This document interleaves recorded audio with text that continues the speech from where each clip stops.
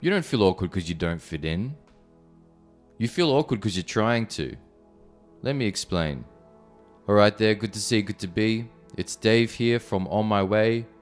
On this channel we explore practical psychology that helps us better understand ourselves and our experience. So if this is something that appeals to you, feel free to hit subscribe because it is indeed free. I will be posting weekly for you. On with the video. The real reason you feel awkward. Some of us think that awkwardness is when something's gone wrong. Sometimes it is. Maybe not always. I think it's when our attention splits, and half of us is in the present, in the moment, and the other half of us is outside watching us, observing, correcting, and policing us. Social psychologist Mark Snyder calls this self-monitoring, and it's basically how much you're watching and controlling yourself in social circumstances. The problem is when self-monitoring becomes excessive, causing you to become super self-conscious, which is mentally exhausting. The result is awkwardness.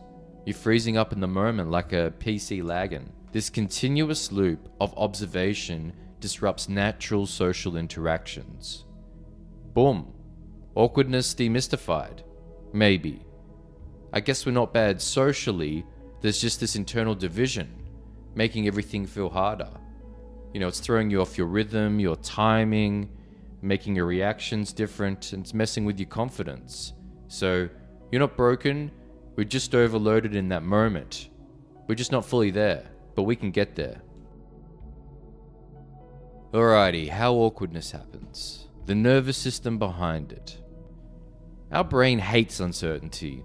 So when we enter social situations where the rules are unknown, our nervous system starts scanning frantically. It's looking for threats. Not physical threats, social threats. You know when you're feeling exposed or vulnerable in front of others? That kind of threat. Your internal judge starts running these scripts like, do they have the same opinion as me? What would they think if I say this? What do they think of me now? And this protective mode spikes self-consciousness. So it's activating your nervous system and overriding that natural personality of yours. It's pushing it offline. And this is because it's trying to protect it. It's trying to protect your personality from getting damaged. And that's not awkwardness. That's just being overloaded. So you can feel it. It's really inside of you. It's visceral. It's messing with your homeostasis. If insights like this are helpful for you, consider subscribing. I try and make this practical, grounded, useful, not too much theory. Alright, section 3, the trap of trying to fit in. Here's a mistake we all make. When we're feeling awkward, we try harder to fit in, and we over-adjust, we start over-monitoring our behavior, we're bending our expectation, we're speaking sweetly and softly, and we're forcing smiles. We're over-explaining ourselves. And it's this trade-off of authenticity for acceptance. And we think it's going to pay off. I don't think it's going to pay off. Sociologist Irving Goffman talks about this, how we perform different roles to be accepted socially. But here's the issue. You can't feel confident while performing a version of yourself that you don't like, or you know isn't real. Even if it kind of works, even if it's kind of practical and gets you through a moment, fitting requires the consistent management of optics, constant self-correcting, this constant fear of being exposed, you know, for people finding out who you really are. And no wonder it feels awkward. We're trying to insert ourselves into a place that we don't fit in to. So why are we trying? Awkwardness then, I think, is just a misalignment.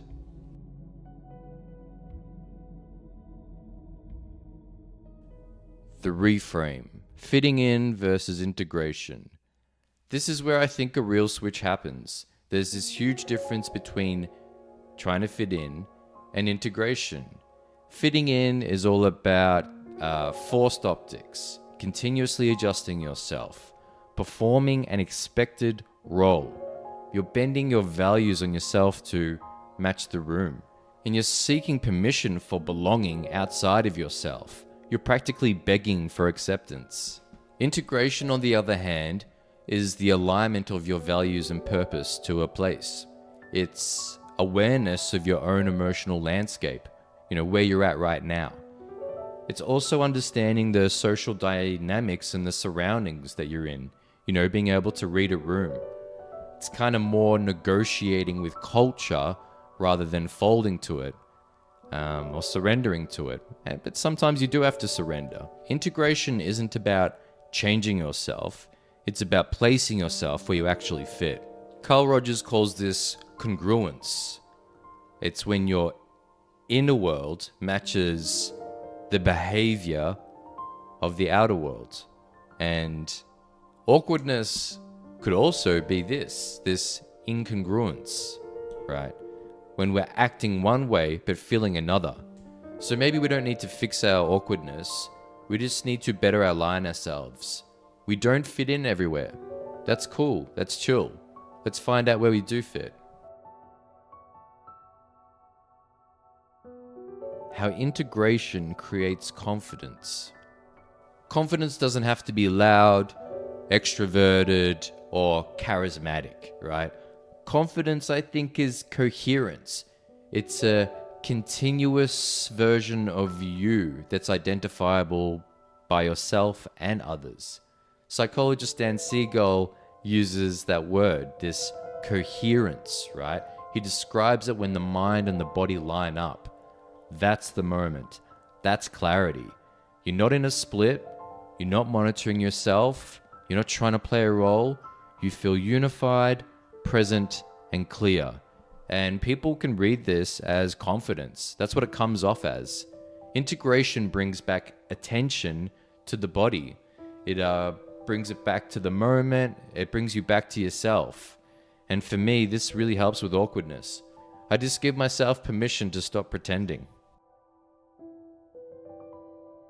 How to start integrating instead of fitting in. Here are some simple but powerful practices. Number 1, enter the room with a value, not a performance. Ask yourself, what part of me am I bringing into this interaction? Don't ask yourself, how am I meant to act here? Number 2, easy this one, slow the pace. Okay? Anxious people rush, grounded people breathe. Your nervous system sets up the whole interaction. Try to control it. Look for alignment, not for approval. If a space isn't for you, it's not failure, it's information. Collect useful information and move on. Keep hunting. Step number 4, speak from your inner state, not your anxiety. A simple, honest line always beats overthinking. Integration isn't about blending in. We're not looking for social camouflage. It's actually belonging without distortion. Chances are you're not actually awkward. We're often taught to shrink ourselves into environments that we don't really fit, that we're not built for. So maybe awkwardness isn't a malfunction. It's just our nervous system protecting ourselves from misalignment or the unknown.